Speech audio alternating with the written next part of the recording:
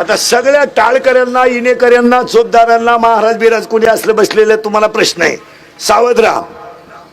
म्हशीमध्ये चैतन्य, माणसात चैतन्य, म्हणजे देव चैतन्य रूपाने प्रत्येकात आहे. मग मी तुम्हाला असा प्रश्न विचारतो, मी जन्माला घातलेला प्रत्येक जीव माझाच अंश आहे, हे वाक्य कोणाचं आहे?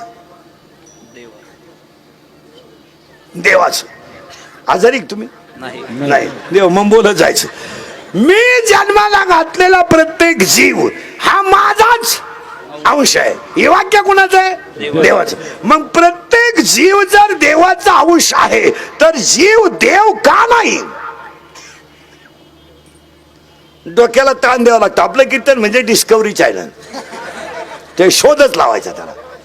जीव देवाचा अंश नाही का? आहे. मग हा जीव जर देवाचा अंश आहे तर हा जीव देव का नाही? करेक्ट. ऐका, का नाही? हा देवाचा अंश आहे पण हा जीव देव का नाही?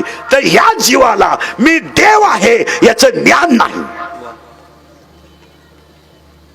मी देव आहे, देव तुम्ही. मी जर देव असतो कशाला दुधात पाणी घालीन, कशाला बांध कोरीन, कशाला जुगार खेळन, कशाला चिंगळ्या खाली घालून गोण्या टाचील, कशाला राणीला गुल्ल्या दाखीन, कशाला डीजे पुढे नाचल, 31/12 पेतो आणि 1 तारखेला शुभेच्छा देतो ना, आलाय का?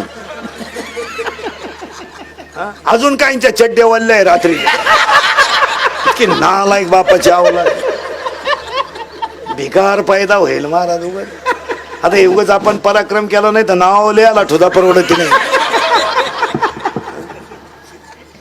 31/12 केक ठेवतात, केक त्याच्यावर मुतायचं सामुदायिक सगळ्यांनी, आणि तो मुतन केक मेकाच्या तोंडात घालायचा, हॅपी बर्थडे टू यू.